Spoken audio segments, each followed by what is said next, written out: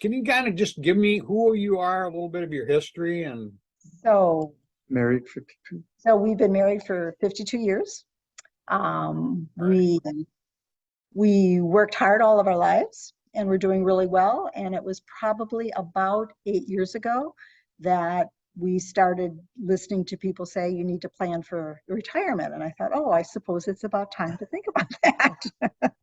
But we were in our I was in my mid 60s. My husband was close to 70. And so it was a little late, but we looked at a couple people and then we actually went to a meeting that you had planned, and we had listened to a couple different people, and we were attracted to what you offered, and it seemed like you were so what I want to say, a principled person that we were interested in working and learning more about, and so what we did.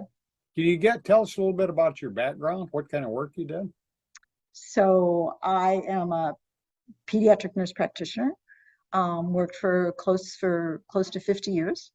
Um, enjoyed what I did.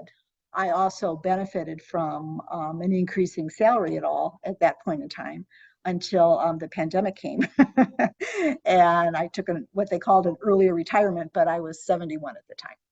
Yeah. And myself, I was in the Navy. When I got out of the Navy, went to college, met Peggy. We got married. I had a business degree, undergrad and master's, and went into working in the human resources field for 35 years, and enjoyed that because I dealt with people. And then I decided to practice law, so I started doing that, mainly helping people rather than trying to make a fortune, which I made enough to pay my bills. But Peggy and I, all our lives, always were trying to work and helping others. And you could tell by her profession, and of course mine was, like I said, in human resources, and then in law, doing collaborative law. And we had a plan. After we met you and we started doing things and listening to people, the number one thing I always recall that you said to us was, stop helping your kids and help yourself. And that kind of struck us. Yeah. So we still do help them, but we are looking at us first. And we've entered several different programs, and we've felt that we wished we had known you 20 years earlier. But you can't always look back, right? So we look forward. And now, right? yeah, right. So because our plan was kind of stymied, excuse me, as many people had their plans stymied with the COVID-19, we decided that we needed to keep our plan. So the two of us are just going to work some no think jobs, or at least jobs that aren't where we're bringing our job home to when we're working. So we're going to do bring in enough just for maybe a few years and still enjoy our time together. Great. Okay, let me ask you, what caused you originally to reach out to me? Do you remember? I think we looked at it and said, you know, we don't have anything saved other than we kept emergency funds and stuff that, you know, to keep us prepared. I think that we started looking and saying, you know what, I'm not sure what kind of money we're going to have even with Social Security, because we hadn't really looked at that. Well, I always felt I would never retire. Yeah, I was kind of the I same way. never really wanted to. I enjoyed what I did, and then life changes over time, and I finally realized that no, I didn't want to do that anymore. Yeah. Of course, you guys had retirement accounts, so you had really saved. You just had received in your retirement accounts, right? Yeah. Not much. You're right about the thing that Peggy said was here is that we really never thought that we would retire. I can tell you this. I've had a lot of friends that said, well, I can't wait to retire at I can't wait till I'm 62 60 or or 65. whatever. And I kept going, retire. That's not even in my playbook. You had to do what, right? Yeah. Do In what? fact, I have come up to and I mean this sincerely, retiring is just waiting to die. You have to keep moving and doing things. Well, you have And to at least retire to something, right? yes, that's a good way of putting it. Yeah. So what made you feel like that, you know, I could help your situation? Well, you showed us charts and things and what you had done with other people and the kind of programs that worked. And you also talked about the fact that not everything works the way you plan. I mean, you have to have other things, so you have to look at where you're putting your money in. And you always kept saying a couple of things that I always remembered is that what you really need is to develop income for retirement. And then with that, we thought, how are we going to do that? So we had heard negative things about some of the things we have now because it's all people's perception on things, Right. annuities and things of this nature. So just by attending your program, I think we started to understand it better. Yes, I've taken finance in college, but you know, finance, you take it, you're done, and you move on. So we really needed someone who basically lived it, Right. Right. and that's the way you are. How would you say things are different since we got together for you guys? I would look at it, I don't know how Peggy sees it, but I look at it as that we've finally put some monies into some programs that will help us in the future. Well, and also we've gotten older, and there's a difference being from up to say about 60 or so, or maybe your mid 60s.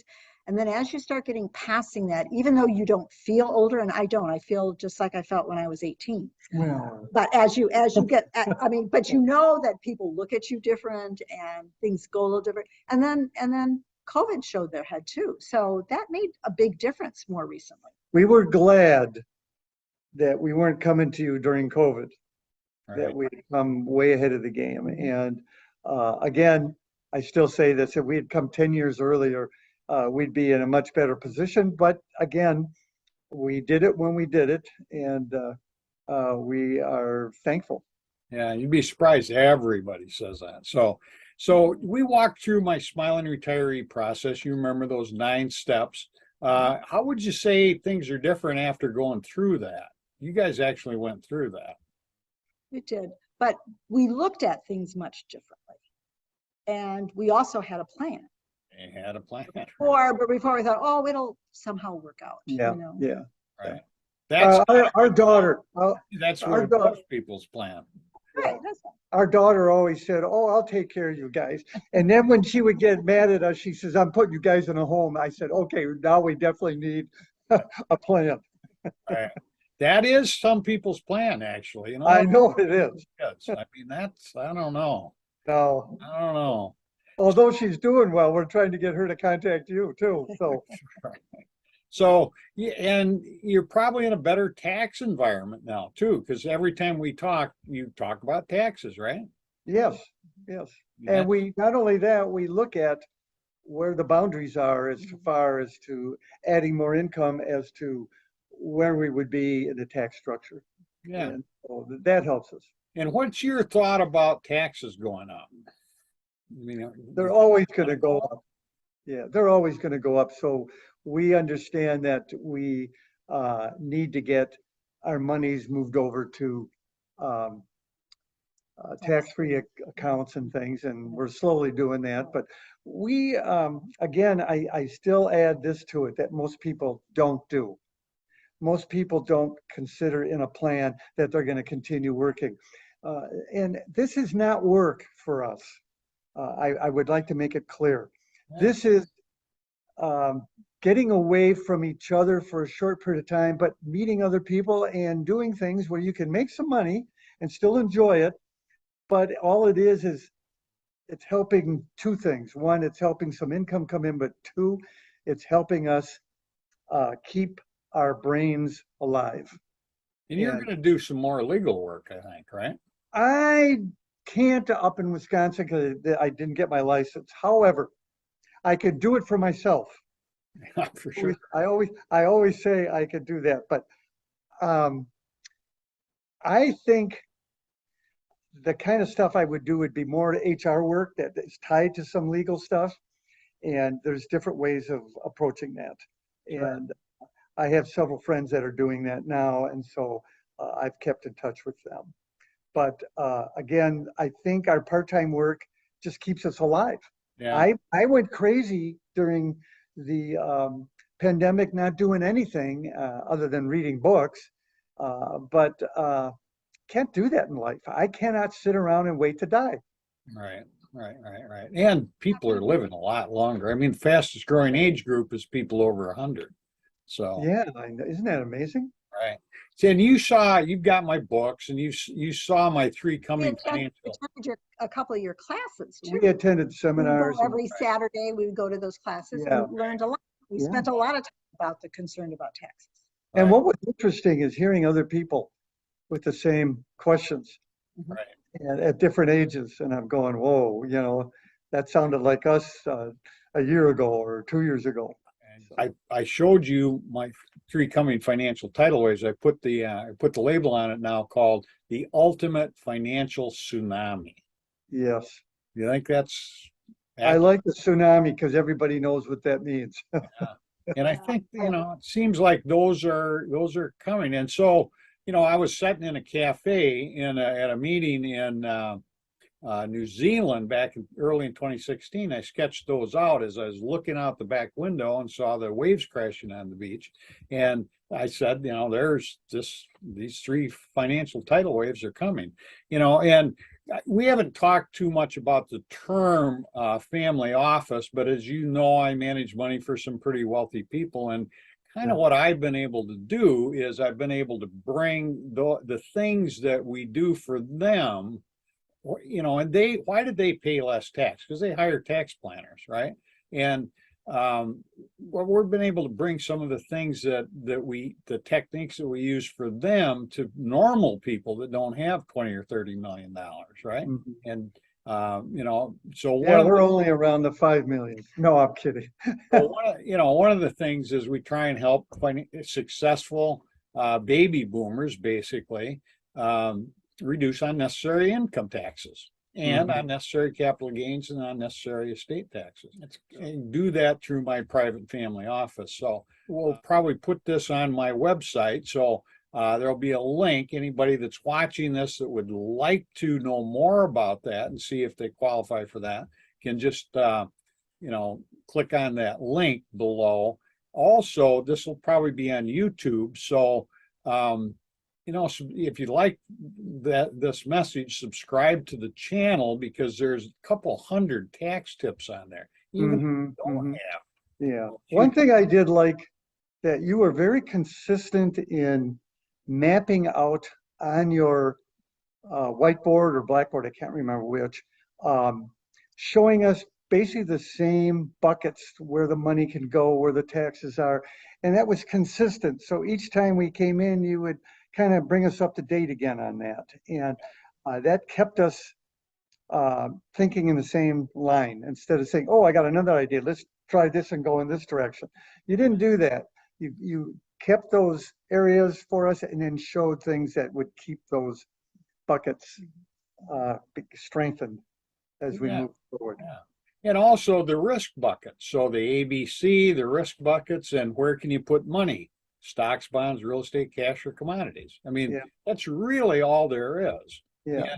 And what can you get out of where you put your money? You can get growth, you can get income, you can get tax benefits, you can get liquidity, or you can get protection. And really, that's all you can get. Yeah. How do you divide that up? And every time we've met, and you've referred some of your friends to us, and but every time we've met, we go over that because what do you really want? And it's a big challenge for people making the change from accumulation. You spend 40 years accumulating money, and then how do you distribute it and protect it? Sure. That's a big change.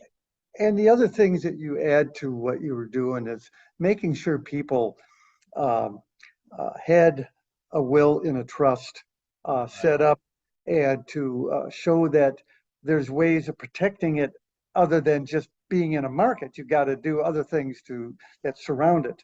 Yeah. And of course, we had already started that, but that just strengthened uh, our approach with the trust. Right. And it Yeah. was good. Yeah. And So, you could and do your own. You're an attorney. You could do your own, but well, that's true. But you know what? They always say a wise attorney doesn't do things for him or herself. or a wise doctor, you know, Oh, by the way, That's what a surgeon- here's a mirror. I'm going to now tell you where to move the. right. There was a guy that had to do that. It got caught. Doctor got caught at the South Pole in the winter and had to operate on himself because he was the only doctor and take his appendix out. So that Oh was my God. with the big mirror. You so there are pictures of that.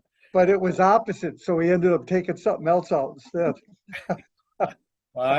Yeah, that would I be mean, you got to remember, is this my left arm or my right arm doing Right. this? right. What was his appendix? So Right. It's only one. I guess he knew. So, Yeah. but yeah, I mean, you know, you specialize in HR stuff, so Yeah. so we got a trust set up for you guys. So, any final thoughts you might leave with anybody that would be watching this?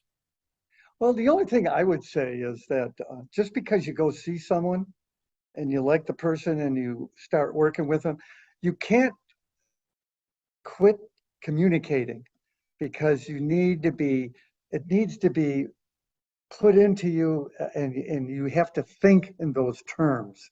I'm finishing up a book on Vince Lombardi. And Vince Lombardi he didn't have a lot of trick plays. He just had plays that you learned so that you kept doing them the right way all the time.